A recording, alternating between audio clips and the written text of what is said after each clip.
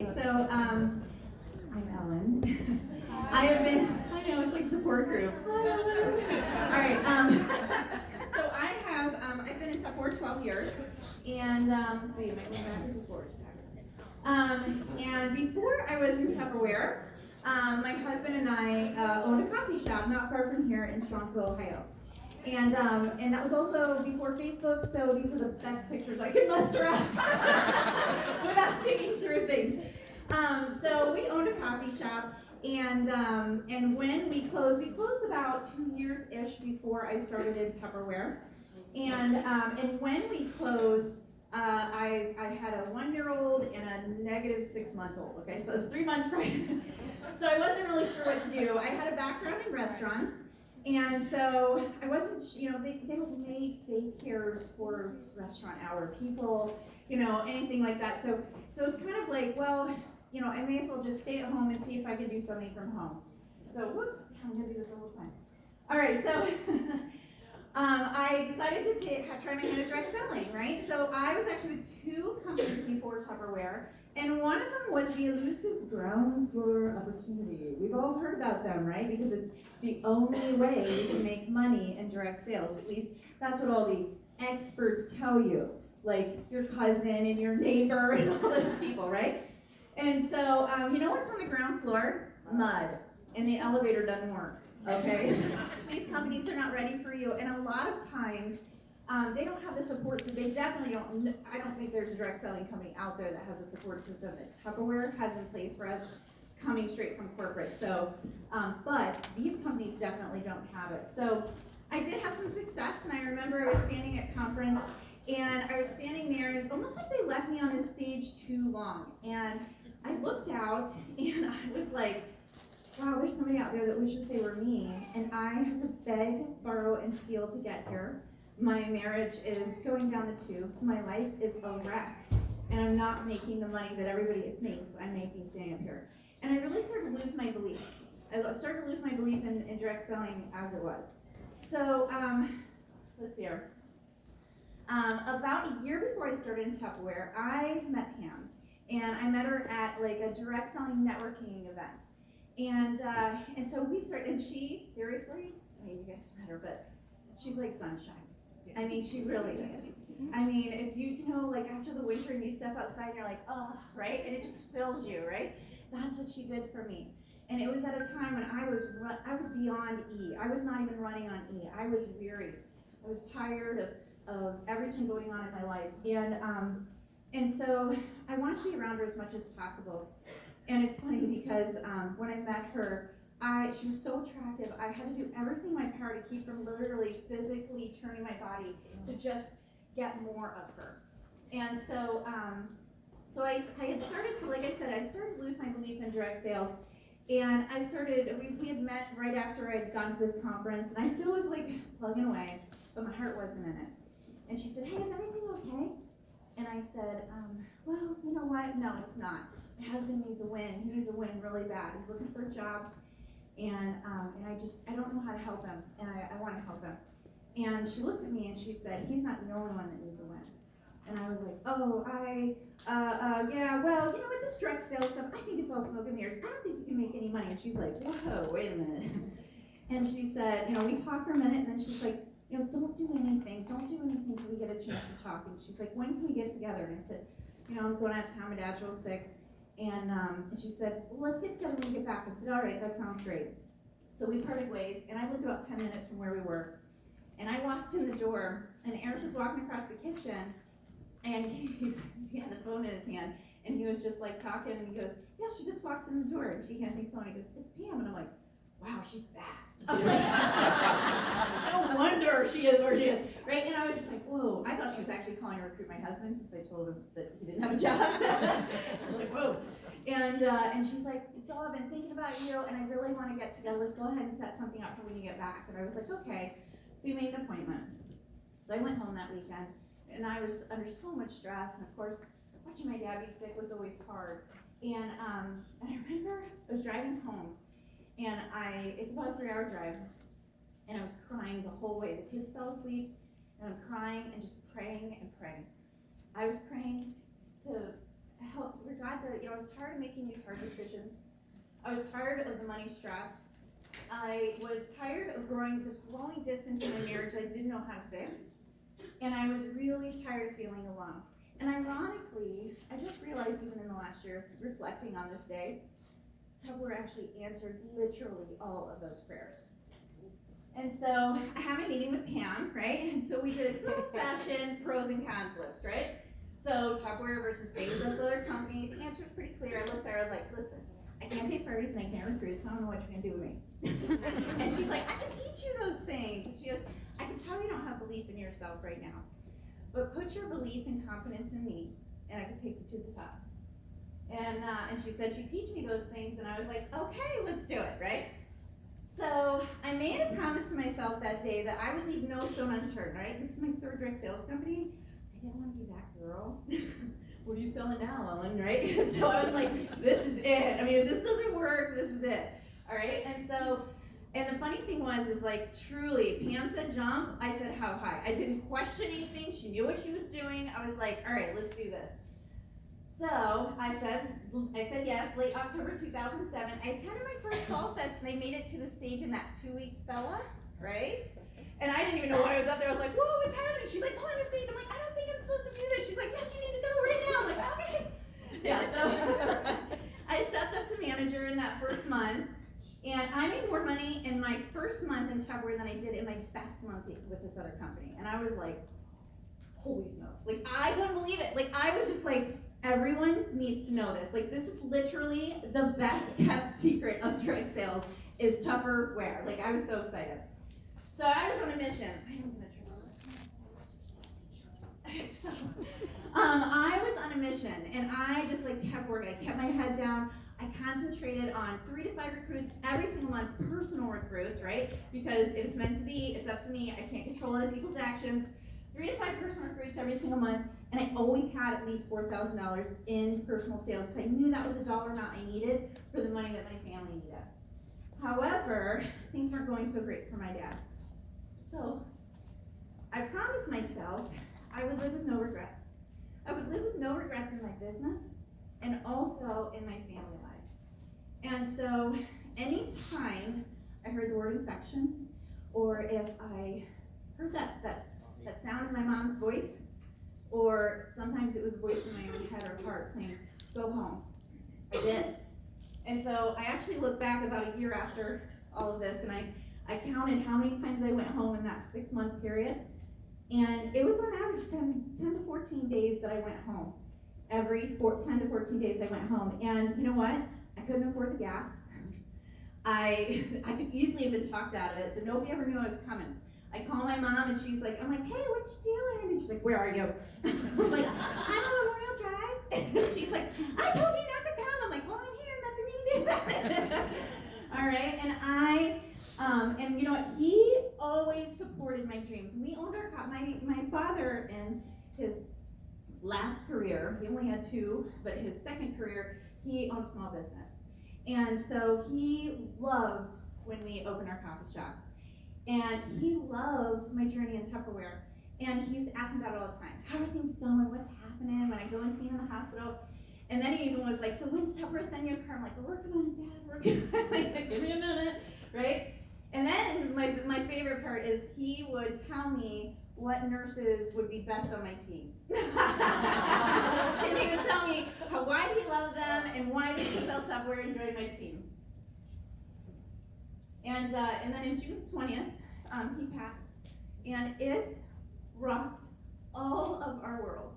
We really didn't expect that to happen, and because we just didn't expect it. And so I took about a week to process. We had to go to Virginia for the burial, and then my mom stayed with me through the end of the week. And I'm intentionally like looking at this side of the room because I don't know most of you. I'm not looking over there. I'm not looking on the right. And so my mom stayed with me till like that Saturday or something or Sunday. And so then it was Monday. And and this was one of the most defining moments in my career and in my business, or in my career and in my personal life. And that morning, our electricity got turned off for non-payment. And I was supposed to go work a hospital sale with Pam Callahan. And the person who was going to come watch my children worked for my husband. And I was so embarrassed. I'm like, I cannot tell this woman that I don't have power because she didn't pay the bill. And I was just like, I can't do this. I can't go to the hospital. I can't do this. It's too much for me. I need a pass. I deserve a pass. And I called Pam Callahan. I said, I can't do it. I can't. And I had to tell her about the electricity. I was too embarrassed. Okay, so, but I was just like, I can't do this. I can't be in the hospital. I can't be in that situation. I just can't. It's too soon. So she called Pam Clift. And then Pam Clift called me. And she heard me out, listened to everything I had to say. And then she says, you know what, Ellen, your family, they need you right now. And you need to do this. And this is what your father would want you to do. It's time to put your big girl panties on and go to work. I took a deep breath and I was like, okay. And the thing was, the reason why this was such a defining moment was because if I'd given myself permission that day to take the day off, because life sucked. It totally sucked. It was one of the worst times of my life. I would have been giving myself permission any day forward when I hit a rough patch to take the day off. You know what? My family deserves more than that. So in July, I stepped up to director and I never looked back. All right, so, but I'd love to say that was the end of the story, but it's not, of course, because this is life. And so fall of 2008, we found out we were losing our house. And honestly, I knew that God had a plan and that we had to let go of that to open ourselves up to what was coming next. And I had the most amazing in-laws, and they took us in, my 2 kids, my dog, my husband, all of us, and all of our stuff. And it was remarkable. I mean, it really was. And we were there for about 9 months, and then we got a new home. And again, those amazing in-laws, they purchased a house for us, a bank-owned home, and then we bought it from them via land contract because of the way things went down with our business. And so the next 5 years, I worked and worked and worked, and we paid that house off in 5 years because of Tupperware. And that's huge. I was like, nobody's taking a house from me ever again. That's not happening, not again. All right, now, we had another curveball, right? So fast forward to 2014. And this time, I actually thought I was ready for it. I was like, okay, I can see this coming. I can see the writing on the wall. We got this, right? And so my father-in-law actually got diagnosed with Alzheimer's the day my dad died. And so that was many years before, and so it was advancing. And so we could see that coming, so I was like, okay, I can see, and I call it white noise. When my life gets really hectic, and it's white noise to me, right? And I need to focus through that white noise, the noise going on of life, right? Whether it's sick kids, right? Anybody's friends me on Facebook, it's 6 kids, it's whatever, it's life going on, it's just white noise. And so I knew I need to focus through that. And so, so I knew we were ready to grow. Like, I was watching the numbers, I could see the trends, this was happening, and now was my time. And if I didn't capitalize on it, I didn't know what was gonna happen. So I needed to take advantage of it. So I actually joined like a leadership program that came with a business coach that held me accountable. And that was such an amazing thing for me to do my business, because she didn't know me, right? She had no reason to pump me up. She just told me how it was. And not that big girl pennies over here didn't do that, but I'm just saying. Because she will definitely tell you that. All right, so, but what I didn't see coming was that my mother-in-law ended up having emergency surgery and almost lost her life because of a mistake made during a common procedure. And when that happened, my father-in-law's Alzheimer's went on fast forward, and in 48 hours, he went from being able to communicate his needs to pretty much not being able to communicate anything because he was so lost without his wife. And unfortunately, she never came home from the hospital. She went to a rehab facility where then it was recommended that she go into a memory unit with my father-in-law because she had Alzheimer's as well, and this kind of forwarded things along. So, but I kept my schedule. With all this going on, I was like, I've got to keep my schedule, I've got to maintain. I have things I want to do, and I had a clear vision of where we were going. And in January 2015, I began coaching my leaders. And I wanted this mutual trust between us. And I wanted to deepen the relationships that we had. Because this is a we business, not a me business. I knew at some point I was going to make that stage. And when I made that stage, I wanted to stand up there and look down at my people and know that they were looking at me with the love and adoration that I look at Pam Cliff with when she's up there getting that recognition, because I know I had a part in that. And I wanted them to know that. And so that's why I did that. And then it happened. Just that next month, it happened. And I made the stage. And I'm telling you, you talk about the most exciting moment, like in my Tupper career. It was the first time I made that stage.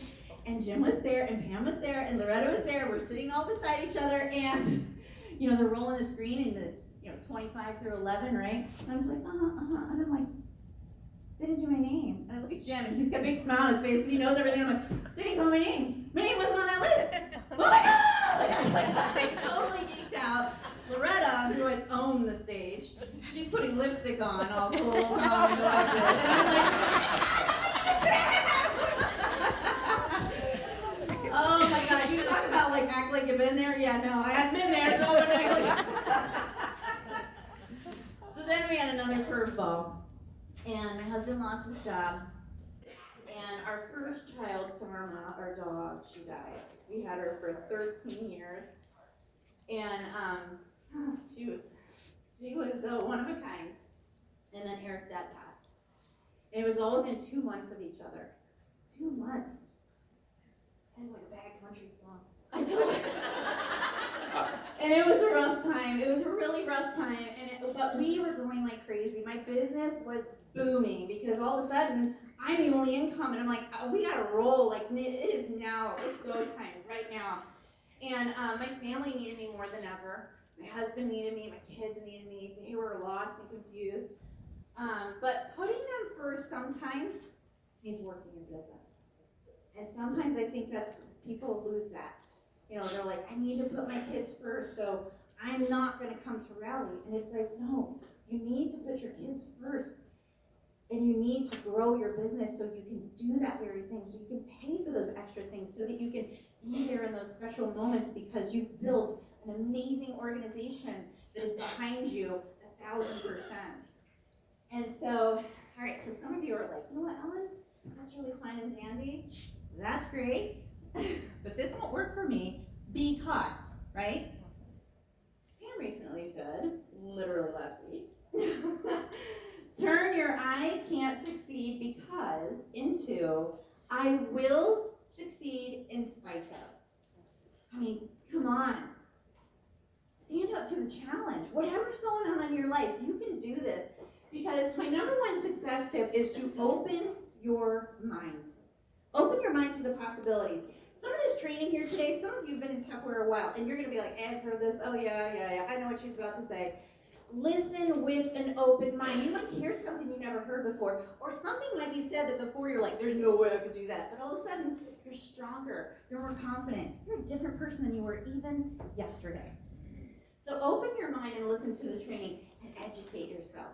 Educate yourself. That is hands down. If somebody said, what's the one thing that you've done in your business that you know led to the success?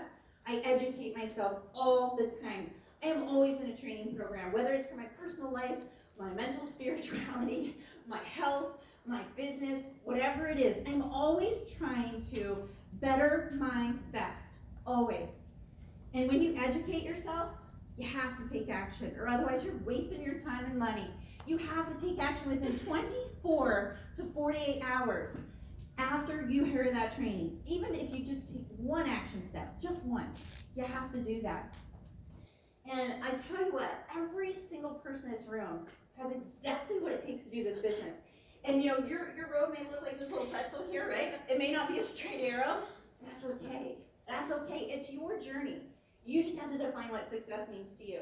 And then you have to choose wisely. There's no doubt about it. Because every day you have to choose your actions, you have to choose your reactions, and you have to choose your attitude. You always have that choice, no matter what's going on in your life, what your bank account is, what's going on in your marriage, what's going on with your team, what's going on in your personal business.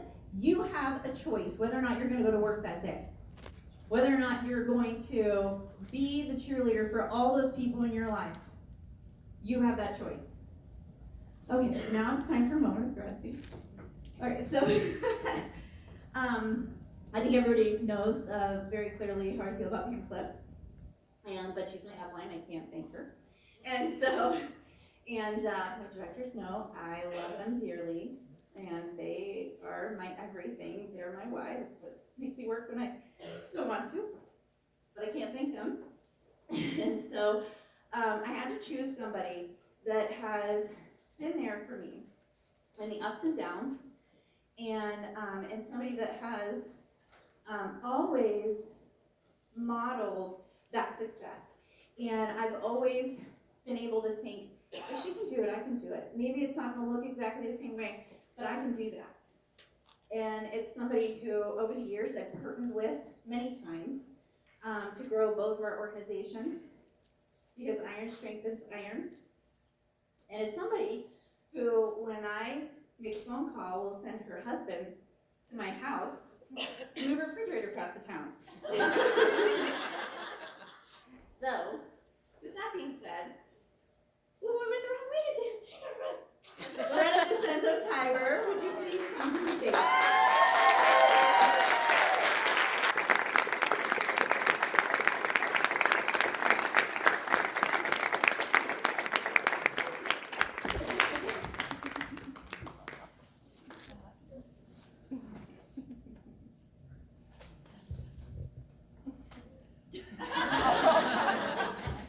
Anytime I give my story, she cries.